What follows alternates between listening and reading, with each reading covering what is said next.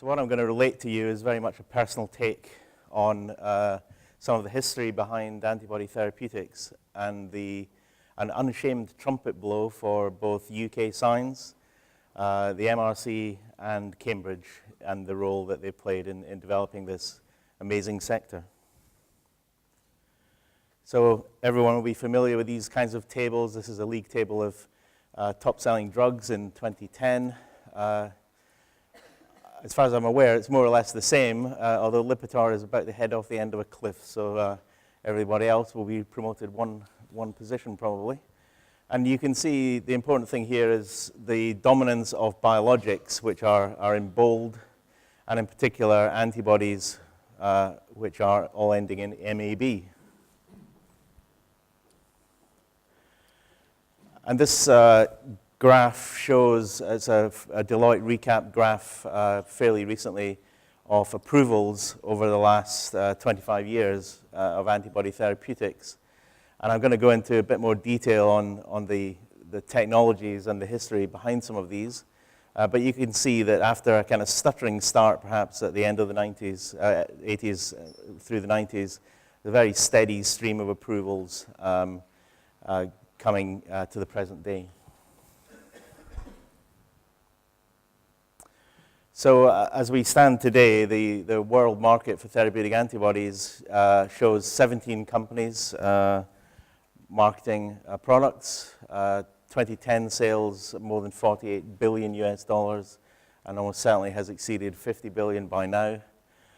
Some of the top products are household names around the world, and there are an additional 6 antibodies currently in regulatory review, 25 in phase 3, and more than 100 undergoing phase 2 studies.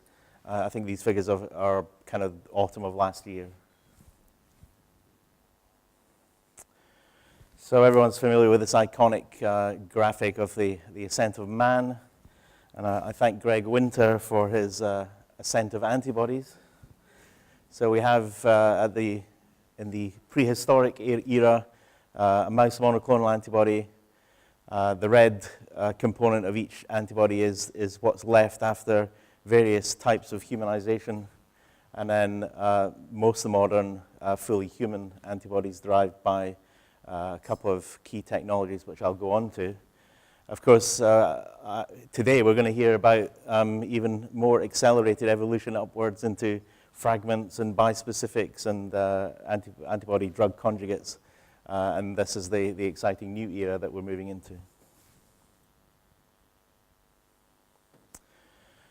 So again, this pathway of products from anti-sera, which came into play in the end of the 19th century, through quite a long period of delay before mouse monoclonals, and then the various humanized and fully human products. But the role of the United Kingdom and UK science in this is pretty clear, which is that, of course, the invention of mouse monoclonals happened in this country, and then various technologies that have led to products were also invented in the UK. And as of the end of 2012, this is the product profile mapped against the technologies from which they are derived.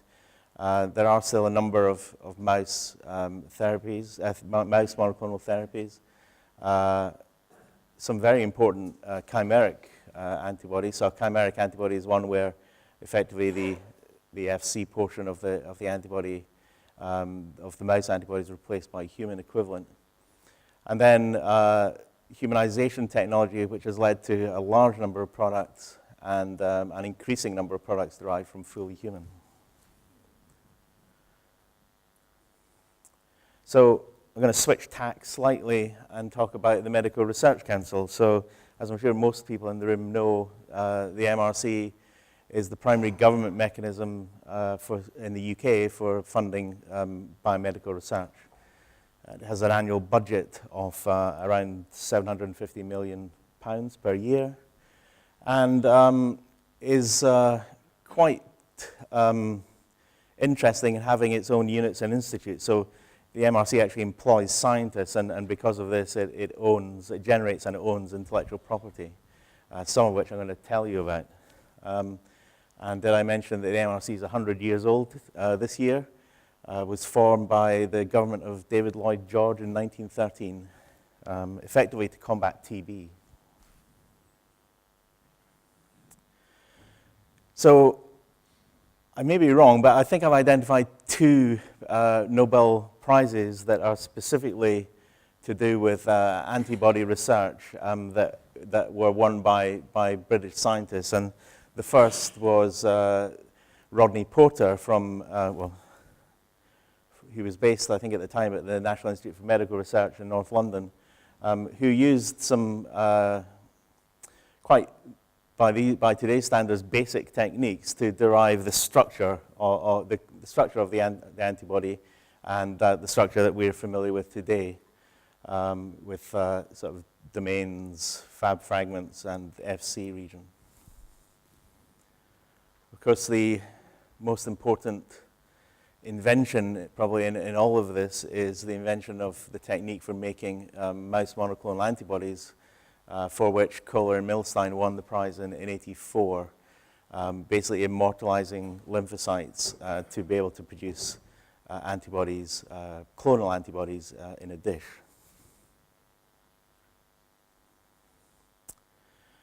So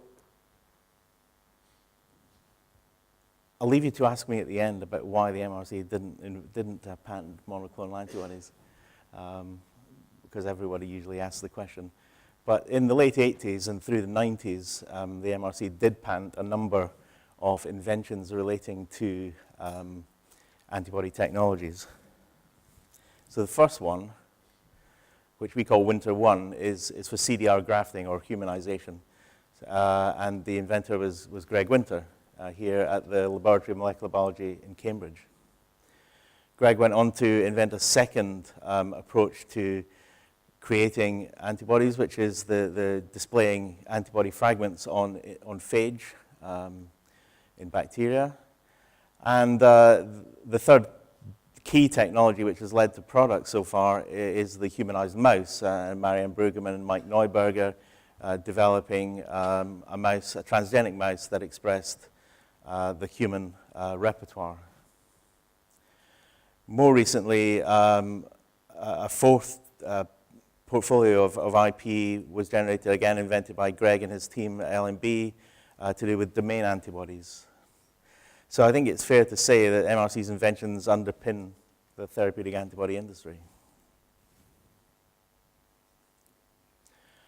So I'll go through the technologies in a little more detail and explain where they've got to in terms of delivering products and patient benefit. So the original CDR grafting patent was filed in 1986, and it was eventually granted in a number of key territories around the world. Sadly, for the MRC, the patents in Europe and Japan have now expired, but they're still going in the US until the end of 2015, and as you'll see, generating some financial benefit for the MRC. The commercialization strategy was really very simple. It was to offer up multiple non-exclusive licenses to allow companies to develop their own products. And the first royalty-bearing product was Herceptin, which I think was approved in 97 or 98. And as most of you will know, the basic technology is to graft the CDR, the complementarity determining regions, those amino acid sequences in the antibody that determine specificity, to excise these and graft them into a human framework and a fully human antibody to effectively generate something that, to all intents and purposes, is a human antibody.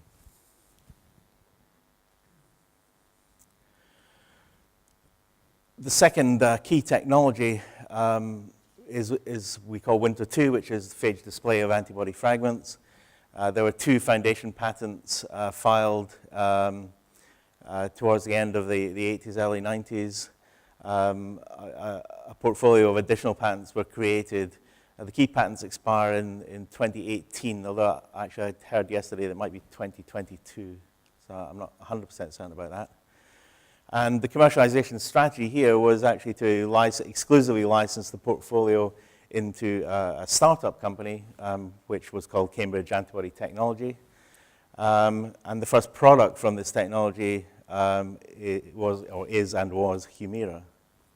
So this technology generates fully human antibodies, and effectively it displays fragments of antibodies on the surface of bacteriophage, and these can be panned, selected for their binding activity, and eventually you can build these sequences back into the products.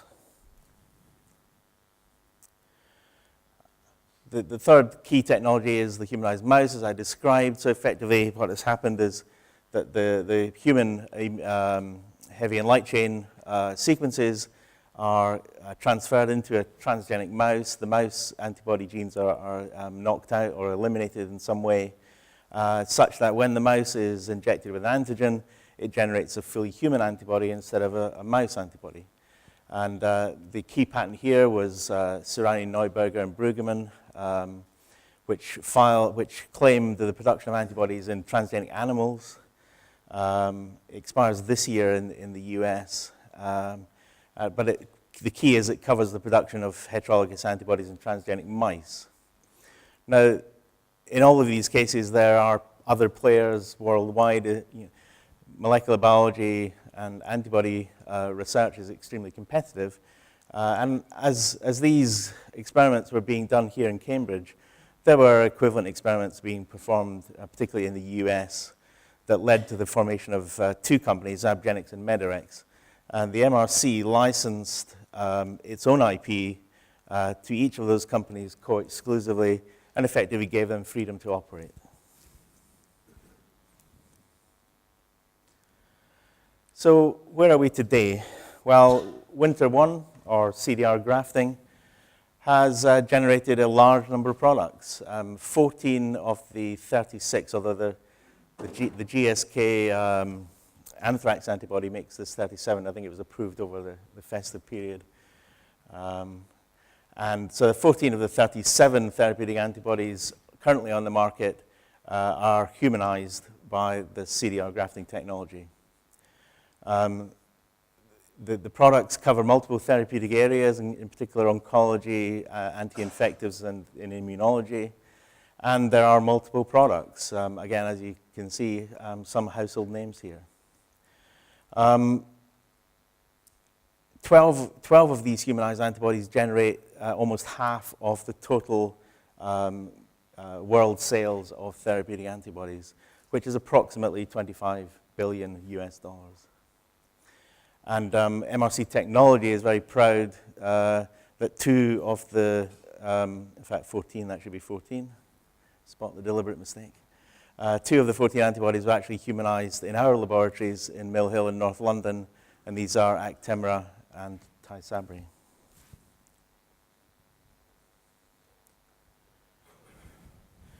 So the Winter 2 story is very different, but nonetheless still a success.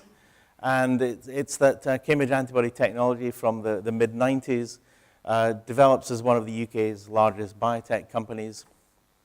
And in fact, at its peak value, it had a market cap in excess of £1.8 billion.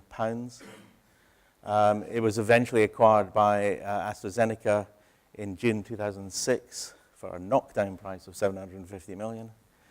But more importantly, there was a key product launched in the mid-noughties, which is Humira, in collaboration with Abbott.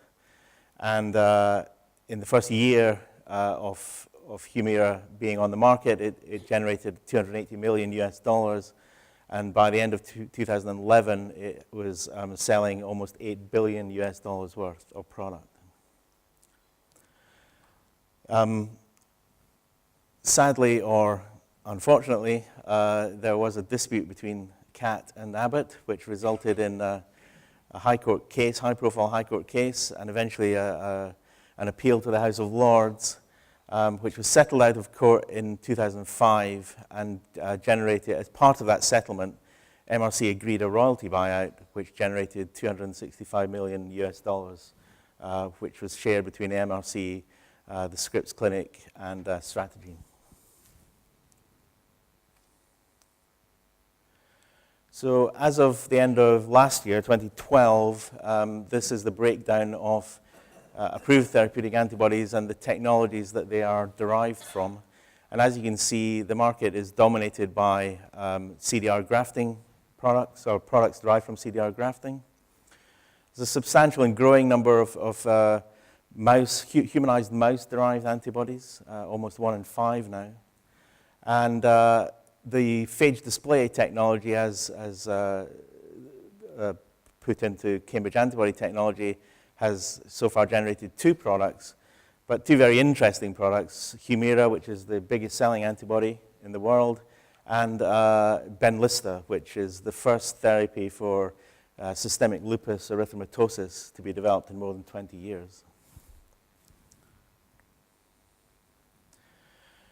With that product profile, thankfully to the MRC comes a healthy royalty-based revenue stream.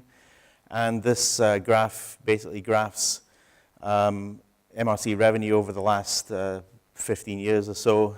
And as you can see, it's grown substantially, and cumulatively, the MRC is generated in terms of licensing revenue, most of which, of course, comes from antibodies, more than 650 million pounds. I should say this spike here is the royalty buyout. And I think what's happening here is that there was when the patents were valid worldwide, there was a growth curve looking like this. And then in 2007, Europe and Japan dropped off. And so it kind of recalibrates back to the US sales only here. So it's not about money, really. Ultimately, the MRC's mission and MRC Technologies' mission is to deliver patient benefit through technology transfer and commercialization of its intellectual property. And it is about patient benefit. And as I said, we're very proud of Tysabri, which is treatment for multiple sclerosis. I'm sure most of you know it's had its problems, but it's still a very, very good treatment for this disease. And it was developed by Biogen Idec Elan, but humanized by our scientists in Mill Hill. And by the end of 2011, almost 100,000 patients had been treated, and still there are around 70,000 patients worldwide on this therapy. There's also an economic benefit for UK PLC. So the MRC has created more than 18 companies over the last 20-odd years, and that includes 3 of the UK's biggest ever biotechs, so Celtec, Demantis, and CAT. Hundreds of jobs created, of course, and part of that process was the establishment of a venture fund in the late 1990s called UK Medical Ventures Fund, or managed by MVM. And that has, one of the first companies MVM invested in was in fact Demantis. And as I said, licensing income now exceeds 0.6 billion pounds.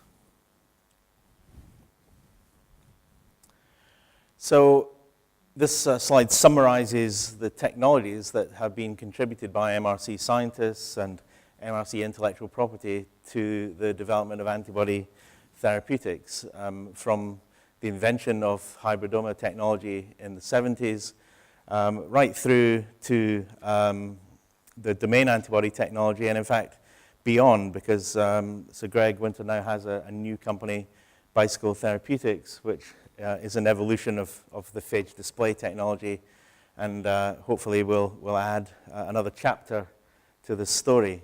A key point for us in MRC technology was the establishment in 1988 of the MRC Collaborative Center, which was probably the first translational research center in the world, working closely with companies to exploit key MRC intellectual property, and in particular the CDR grafting technology. And as a result of that, as I said, we've humanized 2 marketed products. In conclusion, I think it's fair to say that the UK and UK research has made a massive contribution to the creation and evolution of the therapeutic antibody market. All of this technology has emerged from blue sky research. I can't even imagine some of the questions that were being asked at the time, but the technology this was not technology designed to be initially applied, but ultimately it became very important in application. We have managed to capture some financial and economic benefit for the UK and for the MRC, but of course, therapeutics is a global business, and it isn't surprising that that much of the money is made overseas. Some of it does flow back to the UK. The most important thing is that by commercializing and allowing this technology to be exploited, we are meeting the MRC's mission of creating patient benefit. And for us, certainly within MRC technology and the MRC, that's one of the most important things. And did I mention that the MRC is 100 years old? Thank you very much.